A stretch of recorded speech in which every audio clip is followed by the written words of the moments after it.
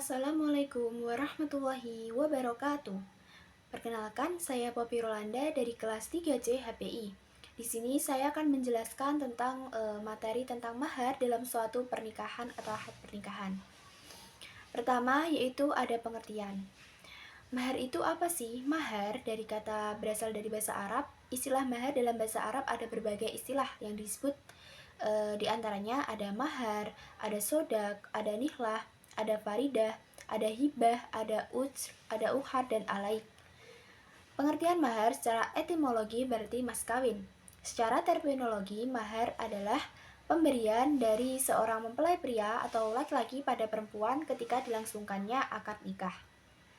Mahar menjadi hak penuh bagi seorang istri. Orang lain ataupun wali tidak berhak memiliki barang yang dijadikan mahar itu dan tidak boleh pula mempergunakannya kecuali dengan izin istri. Next, landasan hukum mahar. Ada beberapa hadis-hadis tentang landasan yang berbunyi wa asya nasya'u sodahatil niha, artinya berikanlah mas kawin atau mahar itu pada seorang wanita yang kamu nikahi sebagai pemberian dengan penuh kerelaan. Selanjutnya yaitu famasa mahum bihi min afaha jawahum furido, artinya maka istri-istri yang telah kamu nikahi campuri di antara mereka dan berikanlah kepada mereka maharnya dengan sempurna sebagai suatu kewajiban seorang laki-laki. Ada sebuah hadisnya yaitu Rasulullah SAW bertanya, apa yang kau hafal dari Al-Quran? Saya hafal surat ini dan surat itu.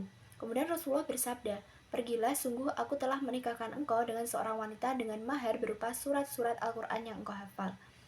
Demikian dalam keterangan dari hadis Nabi tersebut bahwa beliau meninggalkan mahar pada saat suatu pernikahan. Andai kata mahar itu tidak wajib, tentu Nabi tidak akan meninggalkan walaupun sekali dalam hidupnya yang menunjukkan tidak wajib. Akan tetapi beliau tidak pernah meninggalkannya. Hal ini menunjukkan kewajibannya. Mahar dalam kompilasi hukum Islam atau KHI ini diatur dalam bab 5 pasal 30-38. Di sini saya akan menerangkan tentang pasal 30 dalam KHI yang dinyatakan bahwa calon mempelai pria wajib membayar mahar pada wanita yang jumlah, bentuk, dan jenisnya disepakati oleh kedua belah pihak. Jika seorang istri kemudian meminta maharnya tetapi laki-lakinya tidak mampu, maka seorang laki-laki itu harus mengobrol dengan kedua belah pihak bagaimana ini jika tidak mampu. Kemudian di dalam pasal 31 dinyatakan bahwa penentuan mahar berdasarkan atas kesederhanaan dan kemudahan yang dianjurkan oleh ajaran Islam. Jadi ketika seorang wanita meminta mahar pada seorang laki-laki, seharusnya yaitu maharnya yang sewajarnya saja, selazimnya, agar tidak menyusahkan pihak seorang laki-laki. Next, kadar atau jumlah mahar.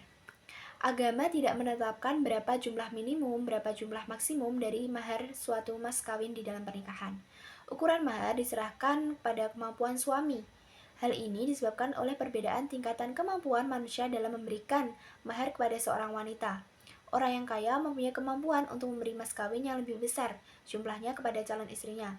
Sebaliknya, orang yang miskin akan hampir tidak mampu memberikan harta atau memberikan mahar pada wanita. Oleh karena itu, pemberian mahar diserahkan kepada menurut kemampuan yang bersangkutan disertai kerelaan dan persetujuan masing-masing pihak yang akan menikah.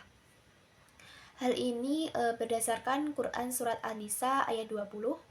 Dan jika kamu ingin mengganti istrimu dengan istri yang lain, sedang kamu telah memberikan kepada seorang di antara mereka harta yang banyak, maka janganlah kamu mengambil kembali daripadanya barangnya sedikit pun. Jadi jika seorang laki-laki sudah memberikan mahar pada istrinya, jangan diambil kembali. Itu adalah sudah hak istri. Umar bin Khattab ketika hendak mencegah manusia berlebihan dalam menggunakan atau memberikan mahar dan melarangnya lebih dari 400 dirham di hadapan manusia, ia berkata, ingatlah jangan berlebihan ketika memberikan mahar kepada seorang wanita. Maka sesungguhnya jika ia dimuliakan di dunia atau ditakwakan di akhirat, maka orang yang paling berhak untuk mendapatkan daripada kalian adalah Rasulullah. Beliau sama sekali tidak pernah menetapkan mahar untuk para istri maupun anak-anak perempuan yang melebihi 12 ukiyah.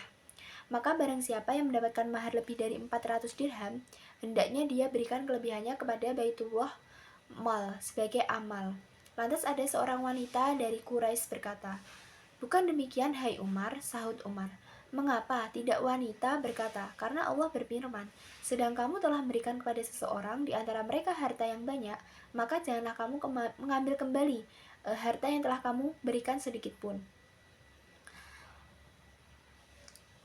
Kemudian selanjutnya ada hikmah.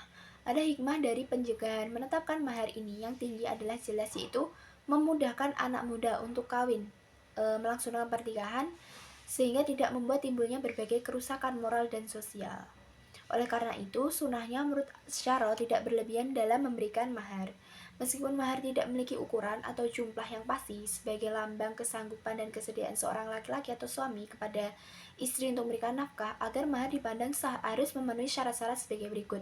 Yang pertama, mahar harus sesuatu yang ada harganya dan jelas dan bisa diambil manfaatnya. Mahar harus suci, tidak sama dengan sesuatu yang haram seperti misal uangnya dari judi, kemudian dan lain sebagainya. Yang ketiga, mahar harus milik pribadi calon suami, bukan barang gosip. 4. Mahar harus jelas serta diketahui bentuk dan jumlahnya.